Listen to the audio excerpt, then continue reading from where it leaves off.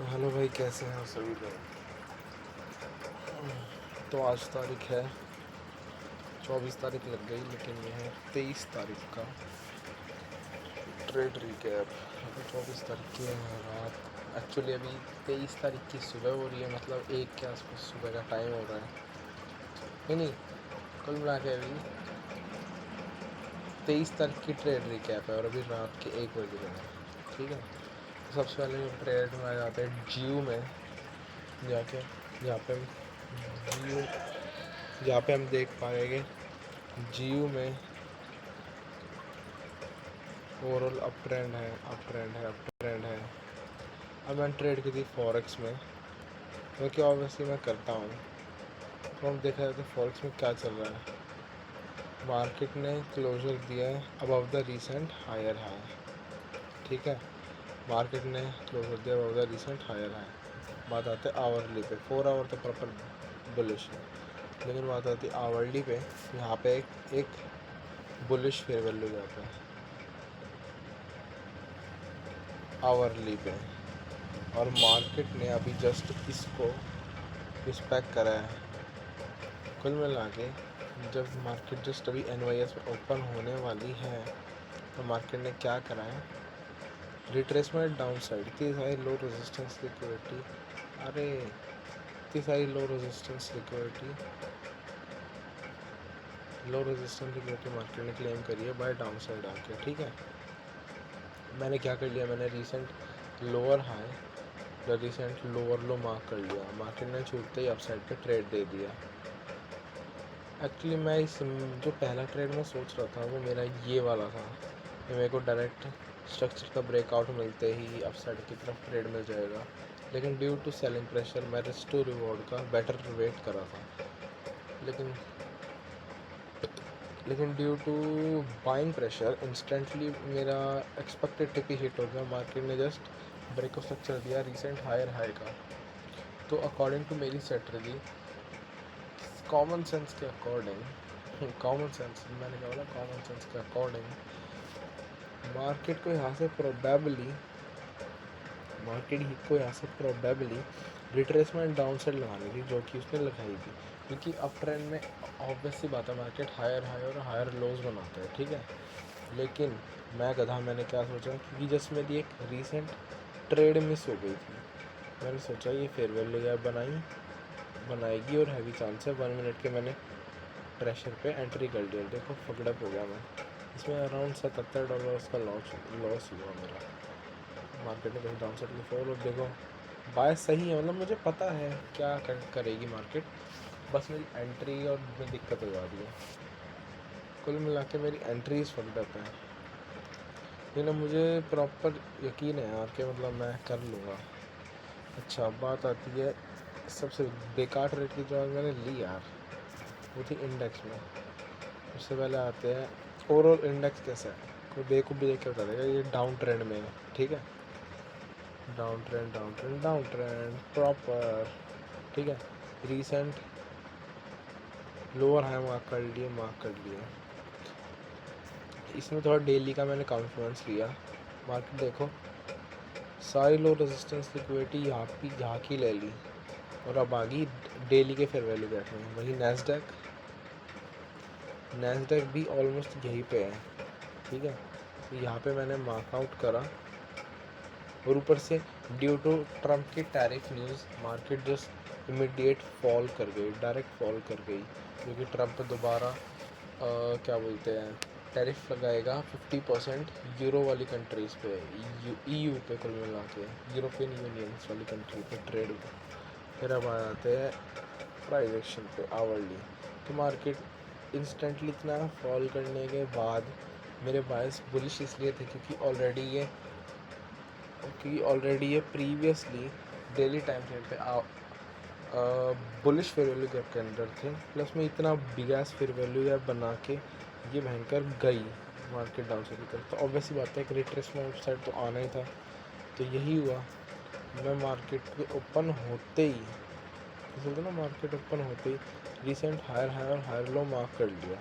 मेरा बहुत मन था कि मैं तुरंत इस पर अपसाइड की तरफ ट्रेड ले लूँ और मेरा मैक्स टीपी हो ये, लेकिन ड्यू टू सम रीजंस मैंने मैक्रो का वेट करा, तो मुझे लगा भयंकर अब यहाँ कहीं जब ये वाला फेयर वैल्यू का रिस्पेक्टेड होगा तो मैं इसमें ट्रेड लूँगा। लेकिन फिर मैंने तब भी ट्रेड नहीं लिया। फिर मैंने नैस्डैक में टोटल ट्रेड लिया, ठीक है। यहाँ पे कब सॉरी कब जब इस रीसेंट हायर हाई का ब्रेक हो गया हो, क्योंकि ओवरऑल तो देखा है तो डाउन ट्रेंड ही है, लेकिन रिट्रेसमेंट एट अपसाइड है। और ओवरऑल अभी 5 मिनट के ऑर्डर फ्लो का मार्केट रिस्पेक्ट दे रहा है, तो रिसेंट हायर हाई के ब्रेकआउट पे मैंने ट्रेड ले लिया। लेकिन फिर देखो मैं क्या सोचता हूँ, क्योंकि मेरे ओवरऑल बायस मेरे थे डाउन, तो मैंने क्या करा, डाउन साइड की तरफ सोचना चालू कर दिया कि भयंकर अगर मान लो एसएमटी बन गई, क्योंकि इतना बड़ा फेयर वैल्यू गैप बनने के बाद डाउन साइड की तरफ मूवमेंट तो आना ही है।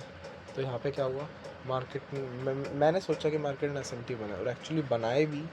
देखो एक हाई और एक लोअर हाई, और नैस्डैक में मैंने बनाया ईएस में बनाया एक हाई और एक हायर हाई। मेरा मैक्स टीपी ये था, मैं थोड़ा घबरा गया। तो फिर मैं खुद को कोसने लगे कि यार ये तो मैंने ईगो ट्रेड कर दिया, तो मेरी अनरियलिस्टिक ट्रेड थी। और मार्केट ने जस्ट एक 5 मिनट का रिस्पेक्ट दिया और फिर अपसाइड की तरफ मूवमेंट। ये रेड लाइन दिख रही है, यहाँ पे मैंने एग्जिट मार दिया था, क्योंकि मैं बहुत ज़्यादा घबरा गया था। मेरे ब्रोकर में ये दिखेगा कि मतलब ऑलमोस्ट ब्रेक इवन पे गया, लेकिन यहाँ पे दिख रहा है कि मैं माइनस हो की था नहीं, और यहाँ पे मेरा उस टाइम तक एसल हंट भी नहीं हुआ था। मैं सेफली बिल्कुल पिप से मेरा एसल बचा, और अब उसके बाद फिर मैंने इधर अपना ब्रेक इन पे निकल गया। तो आज मैंने इमोशनल ट्रेड ज़्यादा करा, क्योंकि मुझे नहीं करना था, मुझे पता था मार्केट कहाँ जाएगी। लेकिन अब मैं ड्यू टू मतलब ओवर एनालिसिस कर ली मैंने खुद को। मैं ये बोल सकता हूँ कि मैंने पहले तुरंत मेरे ओवरऑल बायस जो थे रिट्रेसमेंट के 5 मिनट के बुलिश ऑर्डर फ्लो था ना यार, थोड़ा कॉमन सेंस लगाओ। मुझे उस टाइम पे कॉमन सेंस लगानी थी। 5 मिनट का बुलिश ऑर्डर फ्लो, अभी ना कुछ बस एसएमटी के बेस मान लो अभी करंटली वो लोज भी फॉर्म नहीं एक्चुअली हो रखे थे, बस करंटली ब्रेक स्ट्रक्चर नहीं दिया था मार्केट ने, टोटली ये करा था, ठीक है। तो बस ये आज की ट्रेड रिकैप थी। बट क्विक रिव्यू देते मैंने करा क्या। सबसे पहले आ जाते हैं इंडेक्स पे। मेरे ओवरऑल बायस थे, अरे यार मेरे ओवरऑल बायस थे बेरिश, ठीक है। ये मार्केट फॉर्म करी थी डाउन ट्रेड। प्लस में करंटली यहाँ पे ये जो फेयर वैल्यू गैप है नैस्डैक और ईएस दोनों इसके आसपास थे।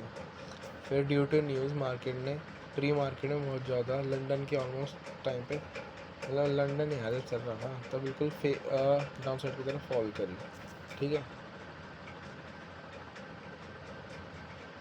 तब मैंने मार्केट का रीसेंट लोअर हाई और लोअर लो मार्कआउट कर लिया कि इतने बिगेस्ट फेयर वैल्यू गैप के बाद इतना ज़्यादा डाउन साइड ही जो जाने की तरफ मार्केट को आ नहीं था अप साइड की तरफ, और जो कि मार्केट इवेंचुअली आई भी। लेकिन ड्यू टू मैंने ओवर एनालाइज करा, प्लस में इमोशनल ट्रेड करा कि जब ये यहाँ पे आई तो मैं बेरिश कॉन्फ्रेंस होने लग गया और मेरे को मिले भी, और मैंने अपनी ट्रेड यहाँ पे रेड लाइन पे यहाँ पे फकड अप कर दी, ठीक है। इस रेड लाइन पे फकड अप कर दी और उसके बाद फिर एग्ज़िट मार गया। लेकिन सवाल उठते क्या इसने ये दिया था, नहीं, उसने प्रॉपर मेरा टी पे हिट करा, तो मेरी ये गलती थी। रिट्रेसमेंट पे ट्रेड करा वो ट्रेंड के अकॉर्डिंग, लेकिन ड्यू टू ओवर एनालिसिस मैंने बेरिश के भी कॉन्फ्रेंस ढूंढे और उस वजह से मेरा ट्रेड फकड अप हो गया। ड्यू टू मैं बोल सकता हूँ थोड़ी साइकोलॉजिकल प्रॉब्लम थी, क्योंकि मैं ड्यू टू ओवर कॉन्फिडेंट भी था, प्लस मैं पैनिक में था, प्लस मैं बहुत ज़्यादा सोचता हूँ मैं ट्रेड लेते टाइम। मैं एक जगह बायस में स्टिक नहीं रह सकता, तो मुझे मेरे ओवरऑल बायस के अकॉर्डिंग स्टिक रहना है। जब तक ऑर्डर फ्लो का डिसरिस्पेक्ट या ब्रेक ऑफ स्ट्रक्चर एसएमटी नहीं मिल जाता तब तक रिएक्ट ऑफ नहीं करना है, ठीक है। ये थी मेरी इंडेक्स की ट्रेड। बात एक समझ आती है जीयू की ट्रेड पे। जीयू की ओवरऑल ट्रेड थी ऐसी। रिसेंट हायर हाई का ब्रेकआउट हुआ 4 आवर में। मार्केट आवरली में जस्ट एक बुलिश फेयर वैल्यू गैप पे थी और उस पर रिस्पेक्ट दे दिया था इवेंचुअली। जैसी मार्केट अरे फॉग्ड अप यार, जैसी मार्केट खुली ये रिट्रेसमेंट डाउन साइड मार्केट ने कंप्लीट करने का रिसेंट लोअर हाई में लोअर लो मार्क कर लिया। मेरी इवेंचुअली जो ट्रेड लेनी थी वो मेरी फकड अप, मैं वो ली नहीं गई, ठीक है। और जो मैंने ली, मेरे को लगा कि मैंने एंट्री मिस कर दी, तो मैंने जस्ट मेरे बुलिश बायस इन माइंड में थे, इस वजह से मैंने देखा कि मे बी क्या पता फेयर वैल्यू या का मे बी, मैं बोला मे बी, और मैंने उस पर ट्रेड ले लिया। बल्कि अप ट्रेंड के अकॉर्डिंग जब हायर हाई का ब्रेकआउट होता है तो एक रिट्रेसमेंट आना बनता है, जो कि आया भी। रिट्रेसमेंट आने के बाद मार्केट ने अपसाइड की तरफ मूवमेंट दिया इन फ्यूचर में, देखो कितना अपसाइड की तरफ मूवमेंट दिया है। तो ये थी इसकी ट्रेड।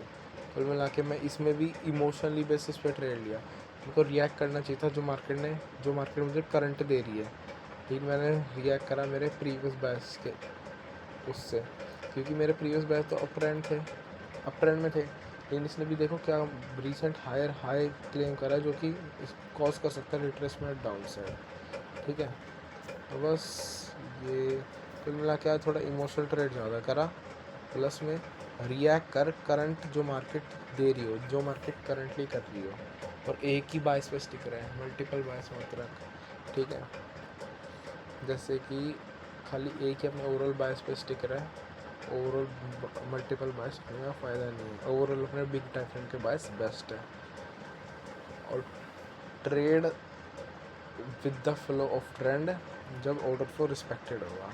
चलो ठीक है, बस आज के लिए इतना ही, रात हो रही है, बाय बाय, पीस।